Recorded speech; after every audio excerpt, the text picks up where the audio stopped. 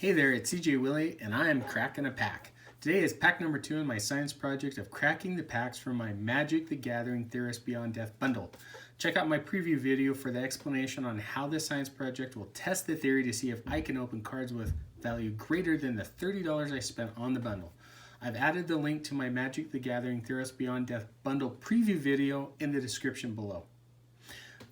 As always, just a reminder, I'm mainly a casual player. Let me stress the word casual player. As I open the pack, my commentary is going to be focused from a very casual Magic player viewpoint. I think it's kind of a unique spin on rating Magic cards. So when I'm done opening the pack, I'm going to choose the best card of the pack. Maybe you agree, maybe you won't, but at least it's going to be interesting. So without further ado, let's crack the pack.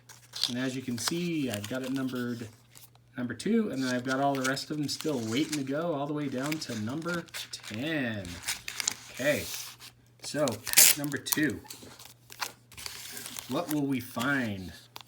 Hopefully it's just going to be a bundle that's loaded full of mythics. Okay, there's a nifty little advertisement for Arena. I play Arena, but I don't play as much Arena as I used to. Just really don't have the time for it.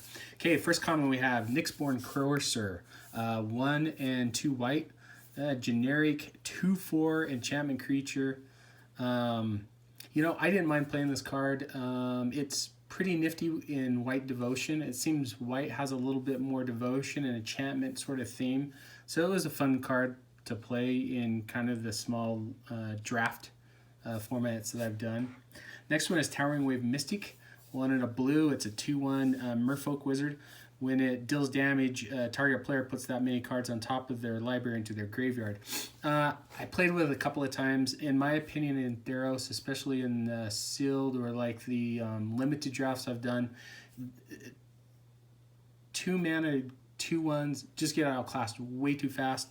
And the 1 or 2 times I played it, I've never dealt combat damage, so never really had the opportunity to mill myself or my opponent. Next one, Aspect of Lamprey. I really like this card. A number of times I've played it. Giving your creature lifelink is pretty cool. It's enter the battlefield ability, target opponent discards 2 cards. That's where I like this card. I don't know how many times I've enchanted my creature and I've got rid of the last 2 cards of my opponent, and usually those are really good cards. You know, you could look at it and say for 4 mana, that's a little overcosted, too late in the game. Late in the game, chances are you're ripping the 2 best cards out of their hand. All right, next card, Stern Dismissal.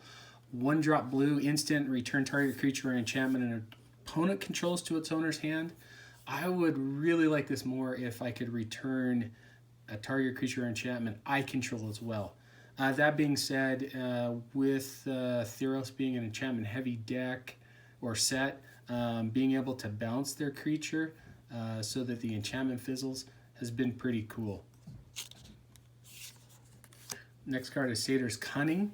It's a 1-drop red. Like I said, I think in a previous pack opening, I like this card in a red deck because I was able to replay the creature and use it as something to sacrifice often. Next one is Omen of the Hunt. It's a card that I haven't played with a ton, but I have liked playing it in a multicolor deck where I'm able to go and grab a land that I need to finish out the rest of my colors. I do like on these common cards the cycle of omens that you're able to sacrifice it and scry 2. Helps set up some pretty good draws. Next one, another Omen. Omen of the Sea. 1 in a blue, flash it in. You scry 2 and then draw a card. And then later on you can activate its ability and sacrifice it and scry 2. I really like this one. It's probably my favorite one out of the cycle. Just being able to scry 2 and draw a card and then set up a later card draw, pretty nifty, I think. All right, next card, Nexus Warden, 2 in a green, 1/4 with reach. It has Constellation, so whenever an enchantment enters the battlefield, you gain 2 life. Haven't really played it that much. I put it in a deck mainly as a sideboard against flyers. Haven't had a lot of playtime with it, so I don't know if it's a good common or not. My sense is it probably isn't. Naiad of Hidden Coves. For 3 mana, you get a 2/3. As long as it's not your turn, spells you cast cost 1 generic less to cast. I played this in a couple of decks hoping I'd get the discount. I played it in a blue-black deck. I played it in a blue-white deck. The opportunity they had to use it maybe to counter or flash in a spell just didn't come up that option often. So what I do like about it for 3 mana, it does have 3 as toughness, which seems to be pretty good, but later on in the game it does get outclassed quite a bit. My first uncommon is Sage of Mysteries. 1-drop blue, 0/2 human wizard. Constellation, whenever an enchantment enters the battlefield, target player puts the top 2 cards of their library into their graveyard. I tried to use this in an escape type deck. I was running, it was weird, it was a draft. I tried to run a soul tie deck, hoping to fuel escape. This card just really didn't do it. I think though that it's an interesting card that in a build around blue-black kind of casual deck, I think it's something that I could get to work, so I don't mind it. Escape Velocity.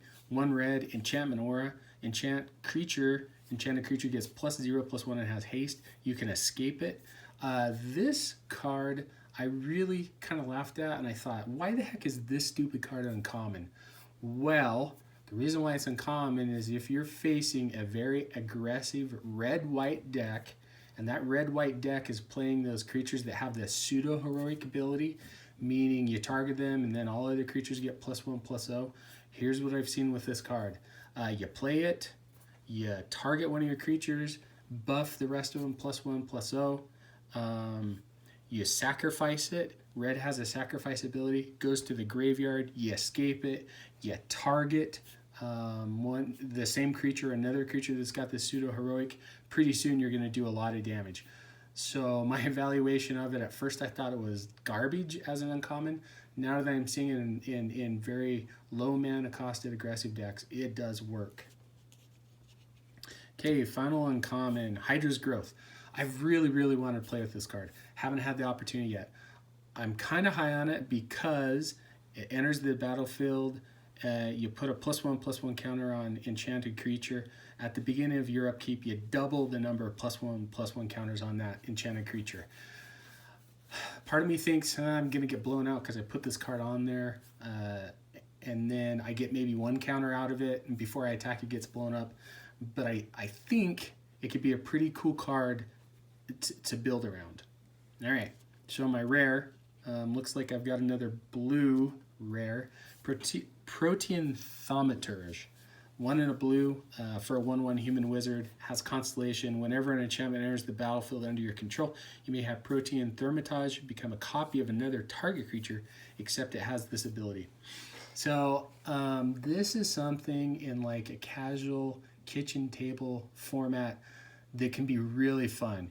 You do a play set of this, you build around Constellation, you can copy one of your creatures, you can copy another creature. I think it would be a pretty fun card to play in casual. I don't see it being played like on the pro level or any competitive decks, but it's something as a casual player, you can get a play set of these cheap. You can probably get a play set of these for like $1, $1.25 on eBay, and you can build a really fun casual deck and surprise some of your friends at one of your game nights. Okay. Oh, we have a foil. So 2 packs in a row. Pack number 1 had a foil. Pack number 2 has a foil. Dream Shaper Shaman, 6 mana. It's a 5/4 enchantment creature Minotaur Shaman. At the beginning of your end step, you may pay 2 in a red and sacrifice a non-land permanent. If you do, reveal cards from the top of your library until you reveal a non-land permanent card.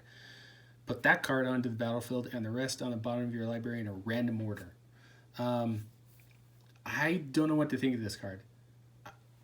I think this is maybe the first time that I've seen it. I'm sure in previous packs that I've opened, I've seen it. In draft, it just didn't seem like it would be something I'd want to play. But it might have some promise. I think casually you can build around it and have a lot of fun with it, but 6 mana for a 5/4, and then you can't do anything until the beginning of your end step. I don't know that I'm really excited to play it, so I'm gonna say, you know, thumbs down on it. And then we have a mountain, full art mountain, and a token.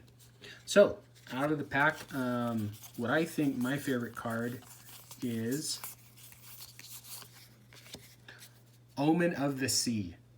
Really enjoyed playing this. I've played it a number of times. It's just a great card.